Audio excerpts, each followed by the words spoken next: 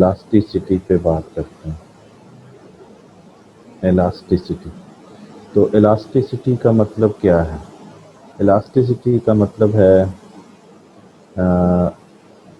Degree of responsiveness, या इसका मतलब है सेंसिटिविटी, या इसका मतलब है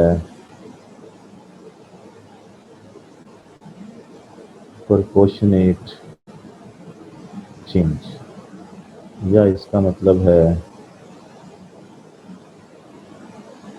परसेंटेज चेंज।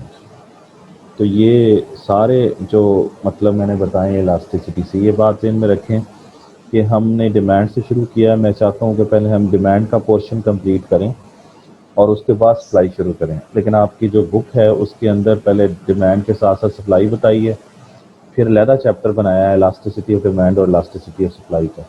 तो आपने डिमांड की चीज़ें पढ़ने के बाद इलास्टिसिटी ऑफ डिमांड पहले पढ़ना है, फिर सप्लाई पढ़ेंगे, फिर इलास्टिसिटी ऑफ सप्लाई पढ़ेंगे, ठीक है ना? क्योंकि पहले हम डिमांड का पोर्शन कंप्लीट कर लें। उसने ऐसे किया कि पहले डिमांड बताया, फिर सप्लाई बताया, उसके बाद उसने इलास्टिसिटी का चैप्टर ही अलहदा बना दिया है। डिमांड की इलास्टिसिटी अलहदा बनाई है, सप्लाई की अलहदा बनाई है। तो इस तरह करने के बजाय हम पहले डिमांड और उससे रेलिवेंट इलास्टिसिटी ऑफ डिमांड पढ़ लेंगे, और उसके बाद फिर इलास्टिसिटी ऑफ डिमांड खत्म करके फिर सप्लाई पे आ जाएंगे, फिर सप्लाई पढ़ के फिर इलास्टिसिटी ऑफ सप्लाई पढ़ेंगे, ठीक है ना? इस तरतीब से हम लोग चलेंगे। तो बात यह है कि अब ये समझना है कि जो इलास्टिसिटी है वो सिर्फ चेंज नहीं है, वो प्रोपोर्शनेट चेंज है, समझ रहे हैं ना, या परसेंटेज चेंज है। इससे पहले कि मज़ीद मैं कुछ चीज़ें समझाऊं आपको इलास्टिसिटी के हवाले से, थोड़ा सा आपको एक और चीज़ बता दूं कि पहले हमने पढ़ा था चेंज। तो चेंज हम कहते हैं डेल्टा को, ठीक है?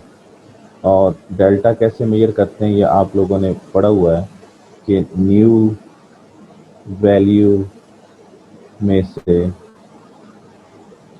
आप ओल्ड वैल्यू माइनस कर देते हैं, ठीक है ना जी? ये चेंज का फार्मूला है। लेकिन अभी मैंने आपको बताया कि इलास्टिसिटी जो है वो प्रोपोर्शनेट चेंज है या परसेंटेज चेंज है। तो हमें प्रोपोर्शनेट चेंज पहले समझना पड़ेगा। प्रोपोर्शनेट चेंज, तो प्रोपोर्शनेट चेंज जो है, तो ये भी तो चेंज है ना। तो पहले चेंज का फार्मूला लिखेंगे जो आपको पता है, वो क्या है? New value minus old value divided by old value, इसे कहते हैं प्रोपोर्शनेट चेंज। समझ आ गई बात? यानी अगर हम चेंज को ओल्ड वैल्यू से डिवाइड कर दें तो प्रोपोर्शनेट चेंज बन जाता है। इसी तरीके से अगर हम फाइंड करना चाहते हैं परसेंटेज चेंज, तो परसेंटेज चेंज कैसे फाइंड होगा?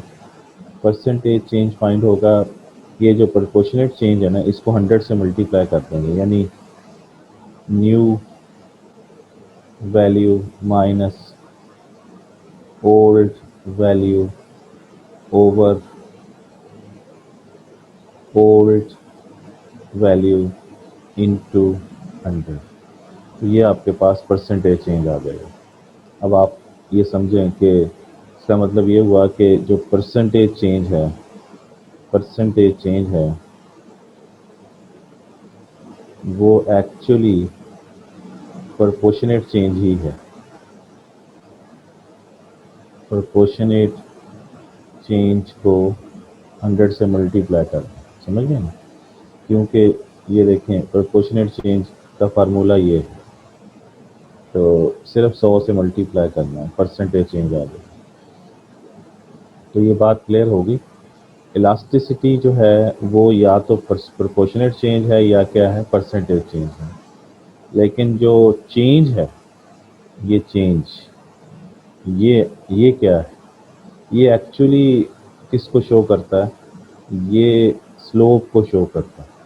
और स्लोप का फार्मूला याद है ना, change in rise over change in run.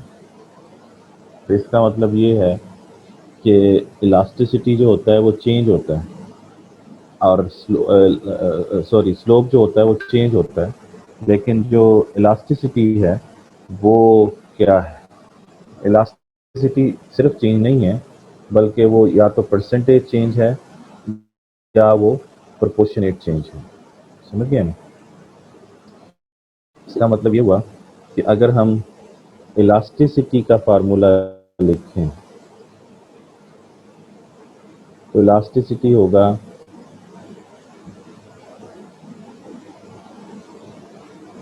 proportionate change in one variable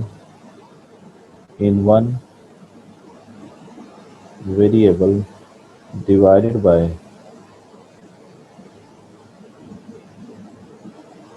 proportionate change in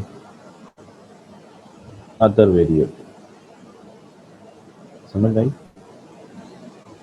इसका मतलब ये हुआ कि ये स्लोप और इलास्टिसिटी में फ़र्क देखें, क्योंकि यहाँ पर राइज का मतलब अगर हम ले लें, राइज का मतलब ले लें, ये डेल्टा राइज का मतलब वाई ले लें, और रन का मतलब एक्स ले लें, तो ये delta Y over delta X. ये जो स्लोप, यानी स्लोप सिर्फ चेंज है।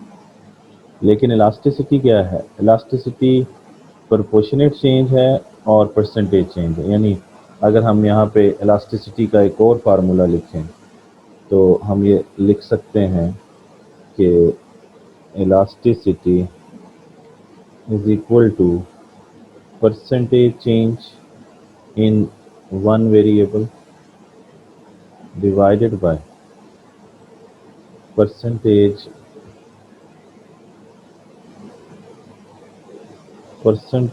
change in other variable। तो other one variable means y variable और another variable means x variable. इसका मतलब ये है कि अगर मैं इसके शुरू में यहाँ पर परसेंटेज लिख दूँ, नहीं समझ आ रही, और इधर भी परसेंटेज लिख दूँ, तो ये स्लोप नहीं रहेगी, बल्कि ये क्या बन जाएगी, इलास्टिसिटी बन जाएगी। समझ गए? यानी फिर होगा percentage change in y divided by percentage change in x, ये वाली चीज़ बन जाएगी। समझ गए? तो इसका मतलब ये हुआ कि परसेंटेज चेंज जो होता है वो इलास्टिसिटी होती है। तो इसी तरीके से प्रोपोर्शनेट चेंज भी आप फाइंड कर सकते हैं। तो इलास्टिसिटी की अगर हम डेफिनेशन अब करें तो हम क्या कहेंगे, elasticity shows the degree of responsiveness, है ना, degree of responsiveness, sensitivity, proportionate change or percentage change in one variable due to another variable is called elasticity।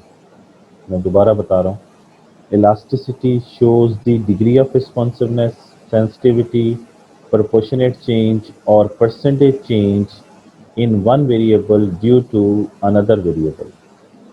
समझ गए? तो ये इलास्टिसिटी की सिर्फ डेफिनेशन हुई।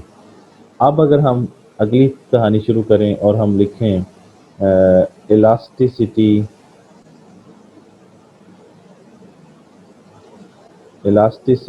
Of demand, elasticity of demand, तो अब उसकी क्या डेफिनेशन होगी? उसकी डेफिनेशन होगी the degree of responsiveness, sensitivity, proportionate change और percentage change in quantity demand due to various factors affecting the demand. वो वेरियस फैक्टर्स कौन से हैं जो डिमांड को अफेक्ट करते हैं, वो भी आपको पता है, वो हम लोगों ने पढ़े थे जनरल डिमांड फंक्शन के अंदर कौन कौन से फैक्टर्स थे। तो वो ये जनरल डिमांड फंक्शन है, यानी उसमें प्राइस है, इनकम है, टेस्ट है, वेदर है, नंबर ऑफ कंज्यूमर्स, ये सारे इनमें से किसी एक की वजह से भी हमने इसको चेक करना है। समझ गए? तो इलास्टिसिटी ऑफ डिमांड की क्या डेफिनेशन होगी? यही डेफिनेशन होगी जो आपने यहाँ लिखी है, लेकिन इसके अंदर आपने लिखा है वन वेरिएबल, तो यहाँ पर वन वेरिएबल की जगह डिमांड आ जाएगा और इधर अदर वेरिएबल की जगह कोई अदर फैक्टर आ जाएगा, यानी प्राइस आएगा तो प्राइस हो जाएगी, प्राइस इलास्टिसिटी ऑफ डिमांड बन जाएगी। अगर इनकम यहाँ पे आएगा इस जगह पे तो इनकम इलास्टिसिटी बन जाएगी। ठीक है ना? जैसे अभी हम इलास्टिसिटी ऑफ डिमांड का फार्मूला लिखें तो क्या फार्मूला हो सकता है? तो आप कहेंगे elasticity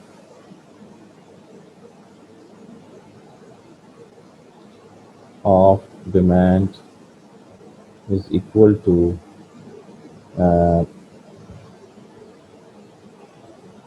proportionate change in demand divided by proportionate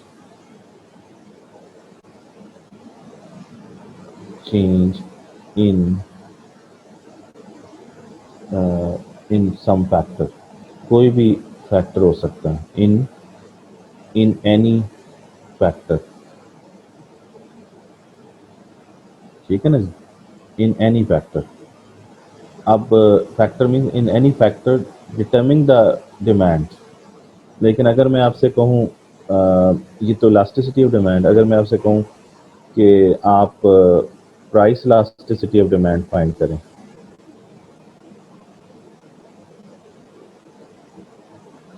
price elasticity of demand कैसे फाइंड करेंगे? तो यही फार्मूला दोबारा लिखेंगे, proportionate change in QD divided by. अब बताएं, अब यहाँ पे एनी फैक्टर की जगह पे क्या आ जाएगा? इधर प्राइस है ना, तो प्राइस आ जाएगा। तो प्रोपोर्शनेट चेंज इन क्या आ जाएगा? प्राइस। तो ये प्राइस इलास्टिसिटी ऑफ डिमांड बन जाएगी। समझ आ गई बात या नहीं? इसी तरीके से फॉर एग्जांपल आप यहाँ पे प्राइस की जगह पे आप लिख देते हैं, फॉर एग्जांपल आप लिख देते हैं इनकम इलास्टिसिटी ऑफ डिमांड। तो इसका फार्मूला क्या होगा? उसमें सिंपली ये होगा कि यहाँ पर प्राइस की जगह पे क्या आ जाएगा? यहाँ पर प्राइस की जगह पे इनकम आ जाएगा, ये इनकम इलास्टिसिटी ऑफ डिमांड बन जाएगी। कोई भी फैक्टर, समझ रहे हैं ना? अब वो फैक्टर आप लोगों को पता है कौन कौन से हैं। वो प्राइस भी हो सकता है, ये प्राइस है, इनकम भी हो सकता है, टेस्ट भी हो सकता है। अगर प्राइस के लिहाज से कहोगे तो प्राइस इलास्टिसिटी ऑफ डिमांड बन जाएगी, अगर इनकम के लिहाज से कहोगे तो इनकम इलास्टिसिटी, टेस्ट के लिहाज से करोगे तो टेस्ट इलास्टिसिटी बन जाएगी, वेदर के साथ करोगे तो वेदर इलास्टिसिटी बन जाएगी, एडवर्टीजमेंट के लिहाज से करोगे तो एडवर्टीजमेंट इलास्टिसिटी ऑफ डिमांड बन जाएगी, अगर प्राइसेस ऑफ रिलेटेड गुड्स के हवाले से करोगे तो क्रॉस प्राइस इलास्टिसिटी बन जाएगी। तो हमने सारे नहीं करनी, हमने जो है वो तीन करनी। एक प्राइस इलास्टिसिटी जो मैंने अभी उसका फार्मूला बताया, यहाँ पर इनकम की जगह प्राइस आ जाएगा, यहाँ भी इनकम की जगह प्राइस आ जाएगा, और अगर इनकम इलास्टिसिटी है तो यहाँ इनकम ही रहेगा। और अगर यहाँ पे फॉर एग्जांपल आप करते हैं क्या करते हैं भला, आप क्रॉस प्राइस करते हैं, क्रॉस प्राइस, तो यहाँ पर आप लिखेंगे क्रॉस, तो क्रॉस और यहाँ पे लिखेंगे प्राइस, यानी क्रॉस प्राइस आप लिखेंगे cross price elasticity of demand. तो अब क्या आएगा यहाँ पे? अब यहाँ पे आपको थोड़ी चेंजेस करनी पड़ेंगी। फॉर एग्जांपल आप यहाँ पे लिखते हैं डिमांड किसकी? ए की, और यहाँ पर आप लिखेंगे प्राइस किसकी? बी की। तो देखें ये क्रॉस बन गया, यानी इसका मतलब ये हुआ कि इधर डिमांड ए की है, डिमांड किसकी है भला? ये देखें डिमांड ए की है, और प्राइस किसकी है? प्राइस जो है वो किसकी है? प्राइस बी की। तो इसका मतलब ये है कि ये क्रॉस है, मतलब जब बी की प्राइस ए की डिमांड को अफेक्ट करेगी तो ये क्रॉस प्राइस। लेकिन अगर सिर्फ आप लिखते हैं price elasticity of demand, price elasticity of demand, तो उसका क्या फार्मूला होगा? Proportionate change in QD divided by proportionate change in P. तो इसका मतलब ये है कि जब हम यहाँ मेंशन नहीं करेंगे तो वो जिस चीज़ की कीमत होगी उसी चीज़ की ही डिमांड होगी, लिखने की जरूरत नहीं है। जैसे ये अगर ए की डिमांड है तो ये प्राइस भी ए की है, तो ये ऑन इफेक्ट होता है। ऑन मीन्स अपना, ओ डब्ल्यू एन। तो ये प्राइस इलास्टिसिटी ऑफ डिमांड असल में ऑन ही बताती है, इसलिए ए और ए यहाँ पे लिखते नहीं हैं हम, या बी और बी लिखते नहीं हम लोग, समझ गया ना। इसी तरीके से जब आप लोग इनकम इलास्टिसिटी की डेफिनेशन करेंगे या उसका फार्मूला बनाएंगे तो वो क्या होगा? आप लिखेंगे proportionate change in QD divided by proportionate change in income. समझ गए ना। तो ये तीन ही पढ़नी है हम लोगों ने। ये तीन जो है वो हमने काइंड्स पढ़नी है। एक पहली काइंड ये है, पहली काइंड ये है, दूसरी काइंड ये है, ठीक है ना जी। दूसरी काइंड जो है वो ये है क्रॉस प्राइस, और तीसरी जो है वो ये है। तो ये तीन हमने काइंड्स पढ़नी है इलास्टिसिटी की। लेकिन मैं फिर दोबारा से बताऊं, सबसे पहले मैंने आप लोगों को बताया कि इलास्टिसिटी क्या होती है, सिर्फ इलास्टिसिटी। तो elasticity degree of responsiveness, sensitivity, proportionate change या परसेंटेज चेंज। फिर मैंने आपको चेंज और प्रोपोर्शनेट चेंज और परसेंटेज चेंज में फ़र्क बताया, और फिर मैंने आप लोगों को बताया कि इलास्टिसिटी ऑफ डिमांड क्या होती। तो एनी फैक्टर का मतलब है कि जो भी डिमांड को अफेक्ट करने वाले फैक्टर हैं हर एक के लिहाज से हो सकता है, समझ रहे हैं। तो मतलब अगर हम जनरल डिमांड फंक्शन लिखें ना, तो quantity demand is a function of price, income, taste, weather, number of consumer, prices of related goods, advertisement, है ना। तो ये सारे फैक्टर्स हैं, तो इन सब के लिहाज से अलग अलग काइंड्स बन सकती हैं।